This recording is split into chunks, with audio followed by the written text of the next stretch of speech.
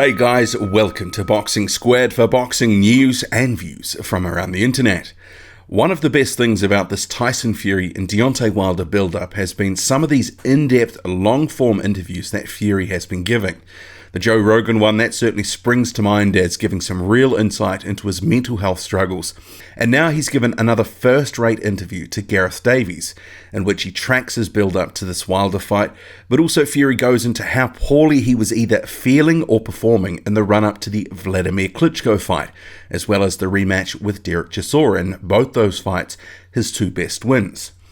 But I'll start with Fury's time at altitude in Big Bear, California. And many were certainly surprised recently when he left to come down to sea level only after about 3 weeks or so. It was explained away at the time by his trainer Ben Davison as something that they were always planning to do. But it seems, though, they did leave earlier than planned. It wasn't really working up there for me because it was high altitude and I couldn't recover in time between rounds. And I was struggling with it even after 3 weeks of acclimatising. I was still struggling, and for my style I open up in bursts, and for where we are up there, it's very hard to open up in bursts because you don't get your energy back, so you almost become a one-pace fighter.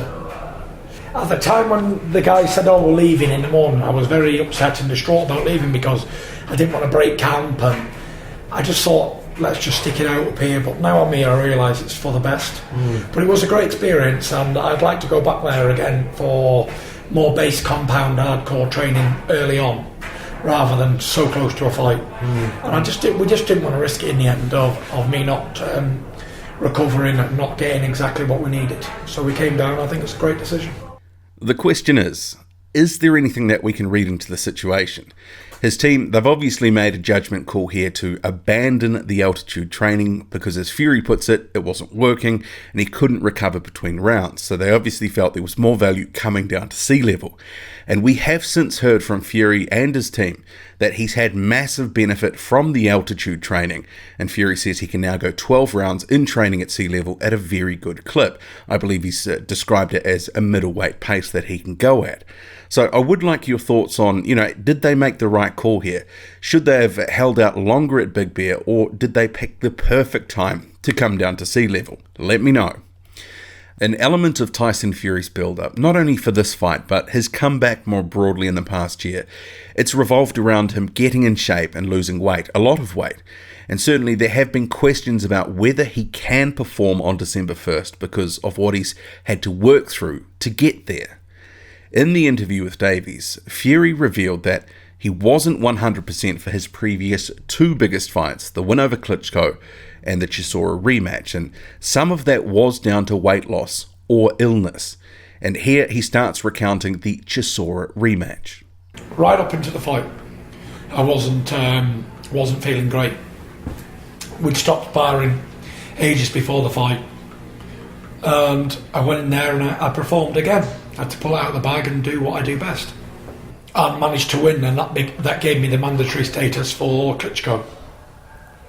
And then for the Klitschko fight itself, he pulled out before we were supposed to fight. He had a calf injury, and it was like a blessing in disguise because I was very ill for the fight. I wasn't well. I'd lost a lot of weight. Had to lose maybe six stone for the fight, and it wasn't going great. So Klitschko pulling out was a blessing in disguise for me on the first time. And then even in November, with all the weight loss, I was terrible for the Klitschko fight. People won't know this, but I was performing very, very terrible in the gym. I couldn't complete 3 rounds of sparring because I was totally energyless. I had nothing in the tank. I was totally empty, running on empty.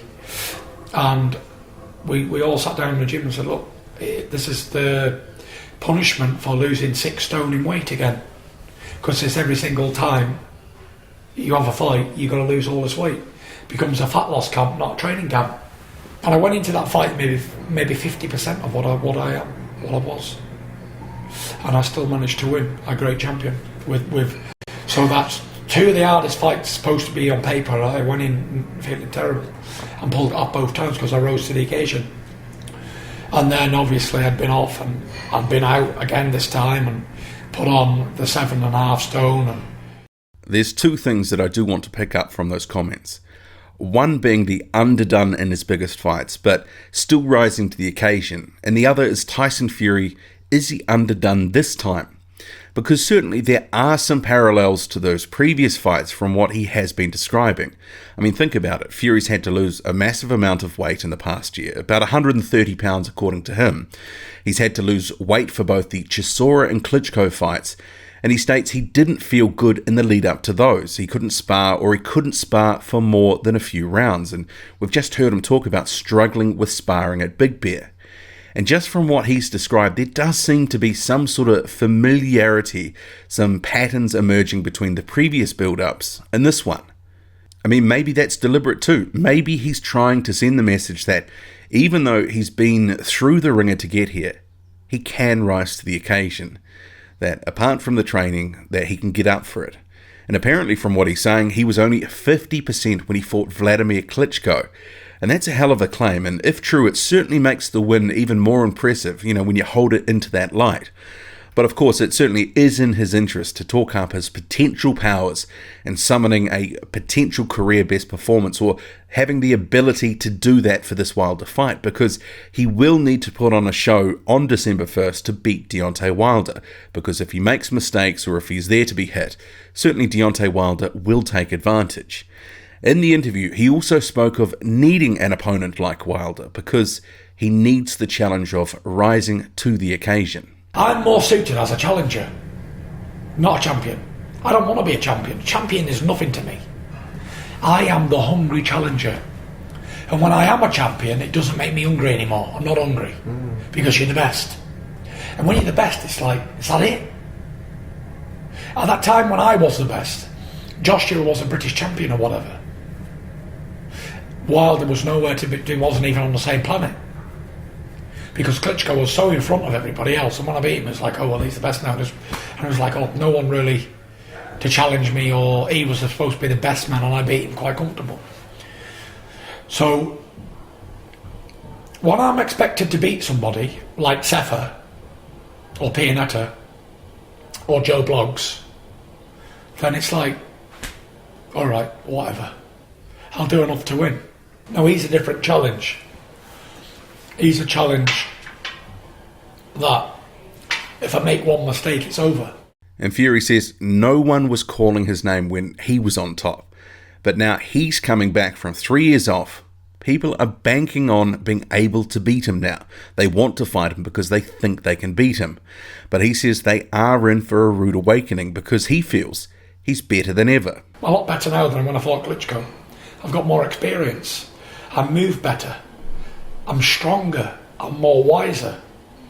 Cleverer. They say when you're a challenger and you become a champion, you improve 40%. That 40% didn't just fall away from me. I've got that now. It's in the bank. And I have improved so much as a fighter.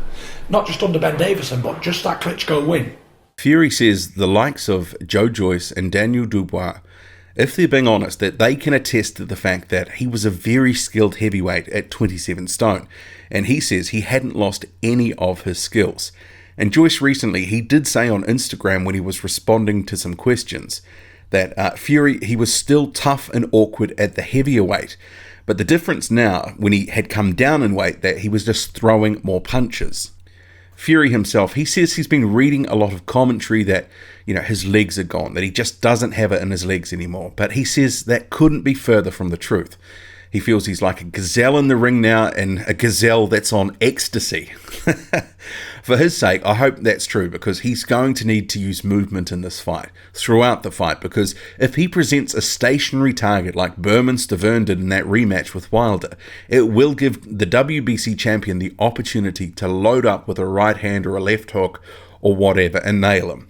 But Fury knows that. And even though he's been talking about Wilder as being this dangerous guy with a right hand, he's called him the most fearsome puncher of all time, I'm sure he's expecting Wilder to try box with him, especially early on. And Wilder's effectively been saying as much, that if someone's just coming in there expecting the right hand, they're going to miss what he does before that. And apart from Stavern, the rematch, when did Wilder just come in with no regard for who was in front of him? And sure, most of his fights end in a knockout or stoppage of some form, but he's not just starting swinging wildly. He works to that knockout, he looks for opportunities to throw his punches, throw a right hand, but before, all of that, he is working the jab and he's boxing with his opponent. So I think we can expect to see Wilder looking to box early on. I'm not expecting him to come out all guns blazing in that first round.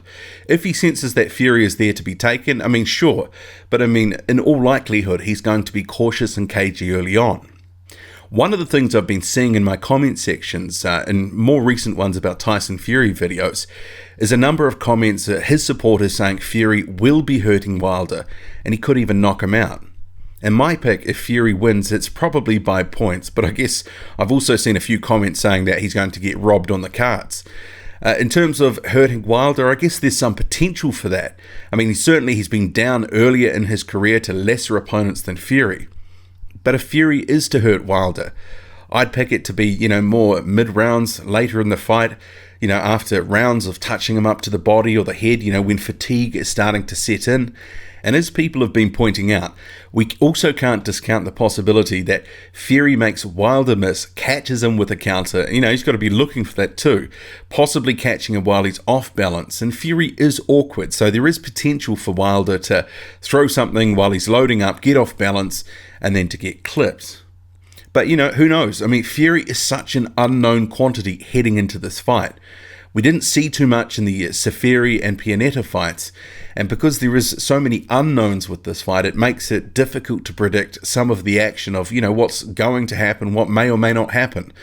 And that's what makes this a really interesting fight, and its build-up so interesting.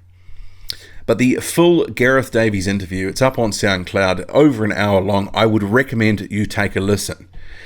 So what did you make of Fury's comments, though, the ones that I've covered here in this video? He says he was only at 50% for Klitschko. He wasn't performing before that fight or the Chisora one, ill, not sparring, and that he rose to the occasion for those fights. Do you expect that again? And what do you make of him leaving Big Bear? He says, it just wasn't working. And what's going to happen in this fight? Let me know. Drop a comment, loud and often. Hit like, hit subscribe, follow me on Twitter, boxing_squared. I'm out.